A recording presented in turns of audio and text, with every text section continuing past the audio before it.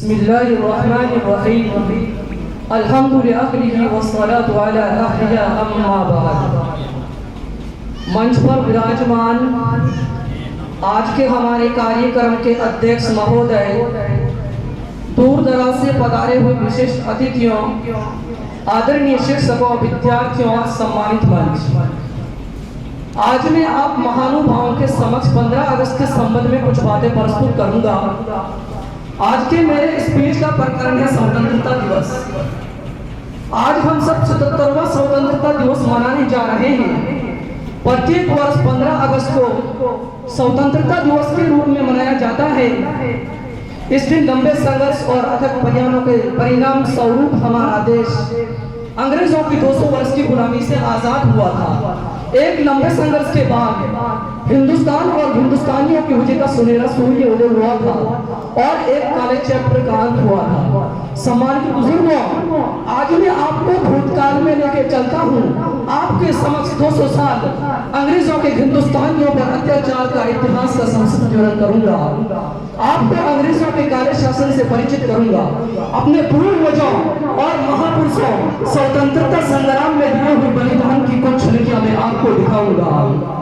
दोस्तों, 20 मई 1498 2 वर्ष के प्रयास के बाद वास्को डी गामा नामक एक पुर्तगाली केरला राज्य के कालीकट नामक स्थान पर समुद्र के रास्ते से आया और उसने सर्वप्रथम यूरोपियों को हिंदुस्तान के बारे में बताया। उसके बाद निरंतर यूरोपीय लोग भारत आते रहे। यूरोपियों के भारत आगमन का मुख्य उद्देश्य भारत के कच्चे माल को सस्ते दामों में खरीद कर यूरोप में निर्यात करना और वहां से माल तैयार करवाकर भारत आयात करना और उसे महंगी कीमतों पर बेचना था। इसके लिए अंग्रेजों ने भारत में ईस्ट इंडिया नामक कंपनी की स्थापना की। अपने बिजनेस को गति देने के लिए अंग्रेजों ने सर थॉमस को 1615 ईस्वी में मुगल शहंशाह जहांगीर के पास भेजा और उनसे कुछ व्यापारिक छूटें प्राप्त कर ली और यहीं से इनकी स्थिति मजबूत होनी शुरू हो गई। लेकिन उन्होंने अभी तक राजनीति में किसी प्रकार का हस्तक्षेप शुरू नहीं किया था। सन 1760 में औरंगजेब आलमगीर रहमतुल्लाह अलैह की मृत्यु होने के बाद मुगल साम्राज्य कमजोर होता चला गया और अंग्रेजों ने विभिन्न स्थानों पर अपनी कंपनी की शाखाएं स्थापित की और भारतीयों के राजनीति में प्रशासनिक मामलों में हस्तक्षेप करना शुरू कर दिया। 18वीं सदी के मध्य में हिंदुस्तानियों और यहाँ के शासकों को इस बात का आभास हो गया कि अंग्रेज भारत पर कब्जा करना चाहते हैं। किसी शायर ने क्या खूब कहा है, हम अपनी जान के दुश्मन को अपनी जान कहते हैं, मोहब्बत की इसी मिट्टी को हिंदुस्तान कहते हैं। इस देश को आजाद कराने में मुस्लिम और हिंदुओं ने साझा प्रयास किए।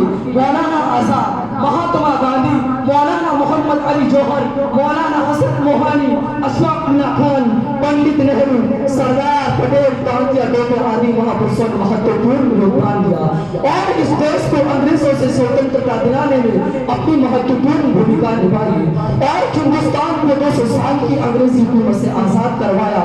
दोस्तों, स्वतंत्रता दिवस इसलिए मनाया जाता है ताकि हम अपने पूर्वजों और देश के उन सपूतों और स्वतंत्रता सेनानियों के बलिदान को याद रखें और उनकी फुट स्टेप पर चलने की कोशिश करें और जिस हिंदुस्तान का सपना उन्होंने देखा था उस सपने को साकार करने में अपना सब कुछ न्यौछावर करें।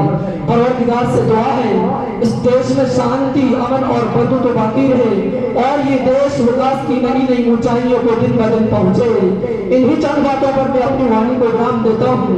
वतन पर जो फिदा हो अमर वो हर नौजवान होगा, वतन पर जो फिदा हो अमर वो हर नौजवान होगा, रहेगी जब तक ये दुनिया अफसाना उसका बयां होगा। जय हिंद।